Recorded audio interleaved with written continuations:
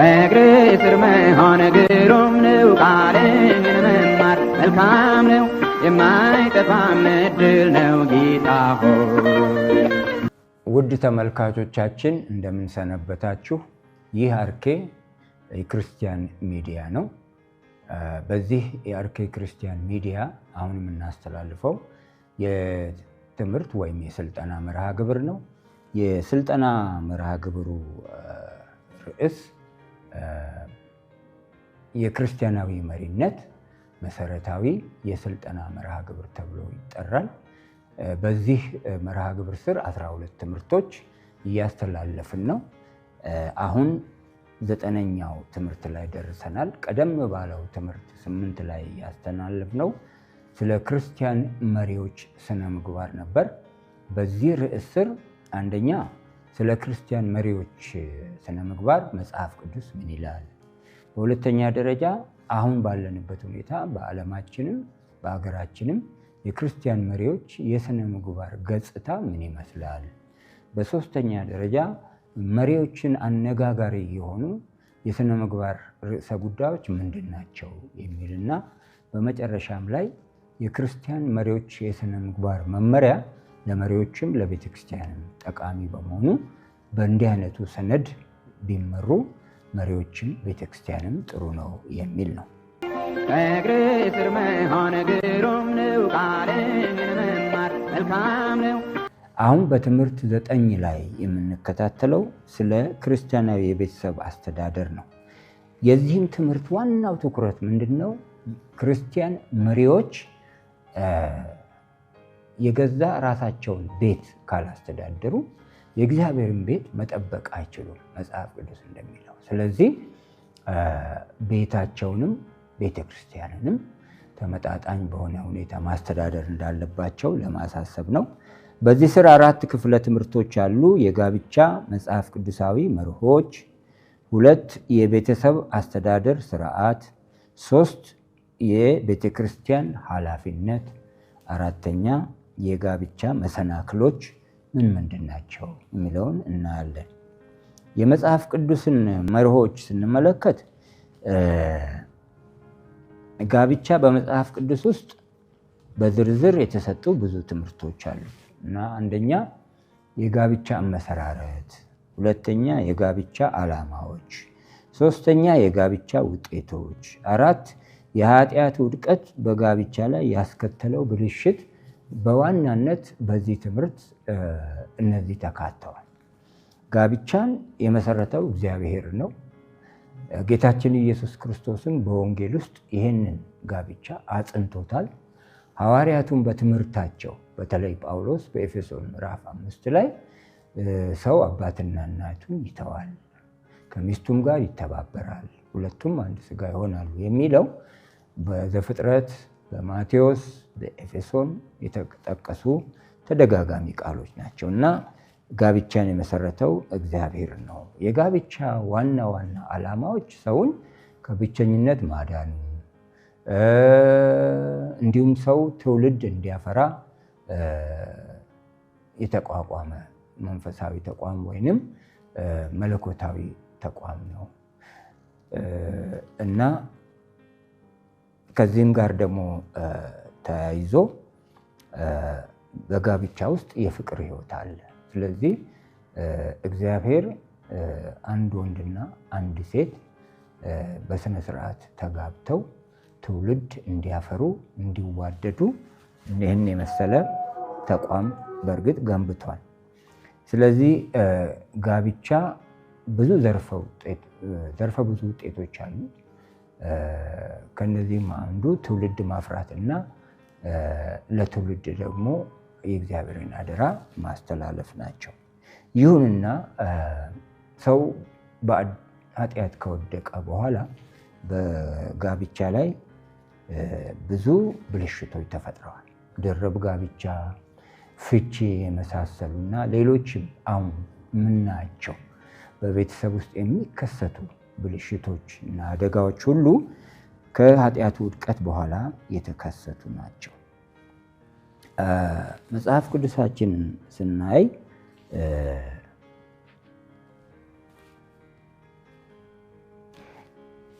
ቤተሰብ ተቋም እንደመሆኑ መጠን ስርዓት አለው።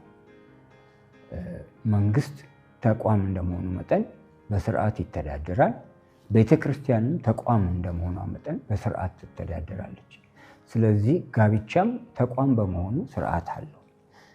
አጠቃላይ የእግዚአብሔርን ስርዓት ስናነብ አንደኛ ቆሮንቶስ ምዕራፍ 11 ላይ የእያንዳንዱ ቤተሰብ ራስ ጌታችን ኢየሱስ ክርስቶስ እንደሆነ፣ ከዚያ ቀጥሎ ደግሞ የእያንዳንዱ ቤተሰብ አባወራ ባል እንደሆነ፣ ከዚያም ደግሞ ባልና ሚስት ቤታቸውን በጋራ እንደሚያስተዳድሩ፣ እንደሚደጋገፉ እንደ ወላጅ እና ደግሞ እግዚአብሔር የባረካቸው ቤተሰቦች ልጆችን ያፈራሉ። ስለዚህ የልጆችም ድርሻ አለ እና የባሎች ድርሻ ምን እንደሆነ በግልጽ ተደንግጓል። የእያንዳንዱ ቤተሰብ አስተዳዳሪዎች ናቸው። እንደገና ባሎች እስከ ሞት እስከ መስዋዕትነት ድረስ ሚስቶቻቸውን መውደድ እንዳለባቸው፣ ማክበር እንዳለባቸው በኤፌሶን ምዕራፍ 5 ላይ ተደንግጓል። ይሄ ብቻ አይደለም። የሚስቶቻቸውን መንፈሳዊ ፍላጎት፣ አካላዊ ፍላጎት፣ ቁሳዊ ፍላጎት ሁሉ ማሟላት እንዳለባቸው በመጽሐፍ ቅዱስ በግልጽ ተደንግጓል። እንደዚያውም ሚስቶች የራሳቸው ድርሻ አላቸው። የባሎቻቸው ረዳት ናቸው እና ባሎቻቸውን የመውደድ ባሎቻቸውን የማክበር ኃላፊነት እንዳለባቸው፣ እንደዚሁም ደግሞ ትውልድን በማፍራት ውስጥ በጣም ትልቅ ድርሻ አላቸው። ልጆችን በማሳደግ በመገሰጽ በመምከር ትልቅ ተሳትፎ አላቸው እና በክርስቲያናዊ መሪነት ውስጥ ሚስቶች የህይወት አጋር ብቻ አይደሉም፣ ግን የአገልግሎቱ ጸጋም አጋር ናቸው። አንደኛ ጴጥሮስ ምዕራፍ 3 ቁጥር 1 ላይ እንደተጻፈው። ስለዚህ ባልና ሚስት ሆነው ደግሞ እንደ ወላጅ የጋራ ድርሻ አላቸው። በተለይ ልጆችን በማሳደግ ልጆችን በመገሰጽ እና በመቅጣት ጉዳይ ላይ ያለአንዳች ልዩነት በአንድ ልብ በአንድ ቋንቋ ልጆቻቸውን ማሳደግ አለባቸው። ይሄ በግልጽ ተቀምጧል። ልጆችም ድርሻ አላቸው በቤተሰብ ውስጥ እና ይሄም አንደኛ ከእናትና ከአባት ምሳሌነት በመነሳት እግዚአብሔርን መፍራት፣ እግዚአብሔርን መከተል፣ በክርስቲያናዊ እምነት መታነጽ፣ መገንባት፣ የወላጆቻቸውን እምነት የራሳቸውን እምነት ማድረግ እድሜያቸው በሚደርስበት ጊዜ በዚያ ትልቅ አስተዋጽኦ አላቸው። ከዛ ጋር ተያይዞ አባትና እናትን ማክበር፣ ለወላጆቻቸው መታዘዝ እና የወላጅነትን ስልጣን ማክበር ተገቢ ነው እና በዚህ ምክንያት እግዚአብሔርም ደግሞ ይህንን እንደሚባርከው ተደንግጓል። ስለዚህ ክርስቲያናዊ ቤተሰብ ተቋም ነው። እንደ ተቋም ደግሞ የራሱ ሕግና ስርዓት ስላለው ባሎች፣ ሚስቶች፣ ልጆች በዚህ የእግዚአብሔር ስርዓት እንዲወጡ እንዲገቡ መጽሐፍ ቅዱስ ያስተምራል። ቤተሰብን ለመንከባከብ ቤተክርስቲያን በጣም ትልቅ ኃላፊነት አለባት። ላላገቡት እንዲያገቡ የቤተሰብ አመሰራረትን ትምህርት መስጠት፣ አዲስ ለተጋቡት ደግሞ ጋብቻቸው፣ ትዳራቸው ጤናማ ቤተሰባዊ ግንኙነት እንዲኖረው መከታተል፣ ማስተማር፣ ማበረታታት ያስፈልጋል። አዳዲስ ወላጆች ደግሞ እንደገና ወላጅነትን ማወቅ አለ፣ መማር አለ። ስለዚህ ቤተክርስቲያን ወላጅነት ምን እንደሆነ ተከታትላ ለአዳዲስ ወላጆች ማስተማር ተገቢ ነው። በተለይ ደግሞ ወላጆች ልጆቻቸውን የጌታ የኢየሱስ ክርስቶስ ደቀ መዝሙር እንዲያደርጉ በስርዓተ ትምህርት የተደገፈ ትምህርት፣ ስልጠና በመስጠት ወላጆችን እንደ አስተማሪ፣ እንደ መካሪ ማበረታታት በጣም አስፈላጊ ነው። ቤተሰብ መንፈሳዊ እድገት ያስፈልገዋል። ዘርፈ ብዙ እድገት ያስፈልገዋል። በአዲስ ኪዳን እያንዳንዱ ቤተሰብ ታሳቢ ቤተ ክርስቲያን ነው።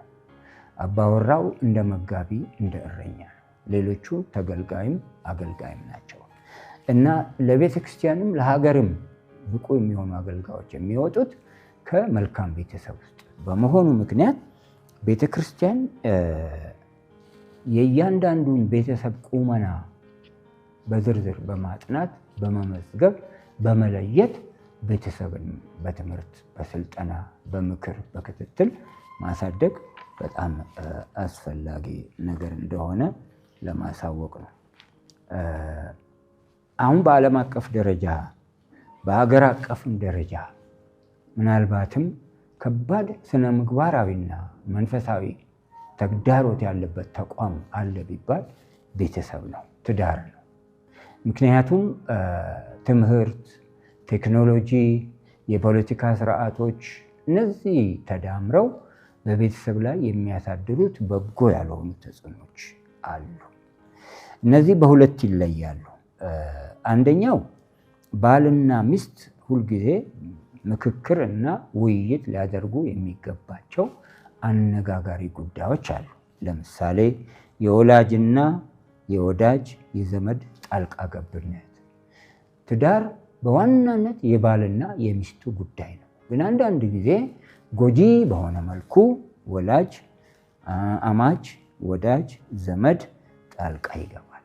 እዚህ ላይ ሁሌ ባልና ሚስት መመካከር አለባቸው። ሁለተኛ ልጆችን የመውለድ የማሳደግና የመቅጣት ጉዳይ ላይ ባልና ሚስት መነጋገር አለባቸው ከመጋባታቸውም በፊት።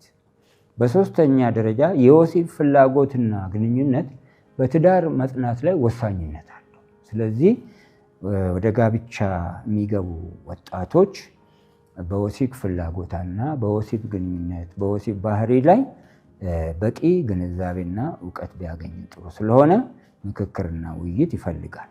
የገንዘብ አያያዝና አጠቃቀምም አንዱ ቁልፍ ጉዳይ ነው እና የገቢ ምንጫቸውን ማወቅ እና በግልጽነት መኖር፣ የገንዘብ አያያዛቸው ምን እንደሚመስል እዛ ላይ በስርዓት መነጋገርና መስማማት፣ በዛ መልኩ ደግሞ መምራት ያስፈልጋል። ሌሎችም ከስራ ጋር የተያያዙ ከነፃ ትምህርት እድል ጋር የተያያዙ አንዳንዴ ባልና ሚስትን በአካል እንዲራራቁ የሚያደርጉ ሁኔታዎች ይፈጠራሉ። እነዚህም የራሳቸው ጎጂ ጎን አላቸው። ስለዚህ እንዲህ አይነት የስራ ባህሪ ቢፈጠር፣ እንዲህ አይነት የትምህርት እድል ቢፈጠር ባልና ሚስት ተነጋግረው መስማማት አለባቸው። ምክንያቱም መጽሐፍ ቅዱስ ባልና ሚስት አብረው እንዲሆኑ በመልክዓ ምድራዊ አኗኗራቸው አብረው እንዲሆኑ የሚመክረው። ስለዚህ ይህን መመካከር ያስፈልጋል። ግን ከዚህ ይልቅ ደግሞ ጠለቅ ያሉ የተለያዩ ስነ ምግባራዊ ጉዳዮች አሉ። የቤተክርስቲያን መሪዎች ቀደም ባለው ትምህርትም ላይ ያነሳዋቸው፣ አንደኛ የውርስ ጋብቻ በብዙ ባህሎች የተለመደ ነው፣ አፍሪካ ውስጥም ኢትዮጵያ ውስጥም። ስለዚህ ይሄ ለክርስቲያን የማይገባ መሆኑን በማወቅ በዚህ ላይ መነጋገር ያስፈልጋል። ድርብ ጋብቻ አለ። በድርብ ጋብቻ ላይ ክርስቲያን መሪዎችም ቤተክርስቲያንም በደንብ አቋም መውሰድ ያስፈልጋል። ያመነና ያላመነ ጋብቻ ያጋጥማል። በዚህ ላይ ሰዎች እንዴት ሕይወታቸውን መምራት እንዳለባቸው ስነ ምግባራዊ አቋም መያዝ ያስፈልጋል። ፍቺና መልሶ ሌላ የማግባት ውስጥ ጉዳይ መጽሐፍ ቅዱስ ምን ይላል? በዚህ ላይ ክርስቲያን መሪዎች የራሳቸውንም ትዳር የሌሎችንም ትዳር በስርዓት መምራት መቻል አለባቸው። የተመሳሳይ ጾታ ጋብቻም አሁን ዓለም አቀፍ ጉዳይ ሆኗል፣ ሀገር አቀፍም ውስጥ አለ። በዚህም ላይ ግልጽ የሆነ አቋም ክርስቲያን መሪዎች መውሰድ አለባቸው። ከጋብቻ በፊት ስለሚፈጸም የወሲብ ድርጊትም የቤተክርስቲያን መሪዎች ግልጽ አቋም መያዝ አለባቸው። ምክንያቱም መጽሐፍ ቅዱስ ምንድን ነው የሚለው? ጋብቻ ተፈጸመ የሚባለው ሰው አባትና እናቱን ትቶ ከሚስቱ ጋር ሲጣበቅ እና ሁለቱ አንድ ስጋ ሲሆኑ፣ በማንኛውም መልኩ አንድ ወንድና አንድ ሴት አንድ ስጋ ሆኑ ማለት ወሲብ ፈጸሙ ማለት አንድ ስጋ ሆኑ ማለት ነው እና ስለዚህ ከጋብቻ በፊት ወሲብ መፈጸም ከመጋባት አይተናነስም። ስለዚህ እንደ ቤተ ክርስቲያንም እንደ ክርስቲያን መሪውም በዚህ ጉዳይ ላይ ግልጽ አቋም መያዝ በጣም አስፈላጊ ነው። በባለትዳሮች መካከልም የሚከሰት አመንዝራነት አለ። እንዲህ አይነት አመንዝራነት በሚከሰትበት ጊዜ ለቤተ ክርስቲያንም ለክርስቲያን መሪዎችም እጅግ አነጋጋሪ ነው። ይቅር ተባብለው አብረው መቀጠል ይችላሉ፣ ግን ደግሞ መለያየትም የሚችሉበት እድል አለ። በዚህ ላይ የቱ ይሻላል የሚለው ጸሎትን፣ ምክርን፣ ስምምነትን ይጠይቃል። ምክንያቱም ዝሙት ዘርፈ ብዙ ጠንቅ አለው። አንድ ሰው ከአንድ ሴት ጋር ዝሙትን በሚፈጽም ጊዜ ባል ያላት ከሆነች ባሏንም እየበደለ ነው። ከሁሉ በላይ እግዚአብሔርን እየበደለ ነው። በዚህ መሃል እርግዝና ቢፈጠር ደግሞ ያልተፈለገ እርግዝና ይመጣል። ይሄን ለራሱ ሌላ ተጽዕኖ አለው። እንደገና በገዛ ስጋው ላይ ኃጢአትን እየፈጸመ ነው።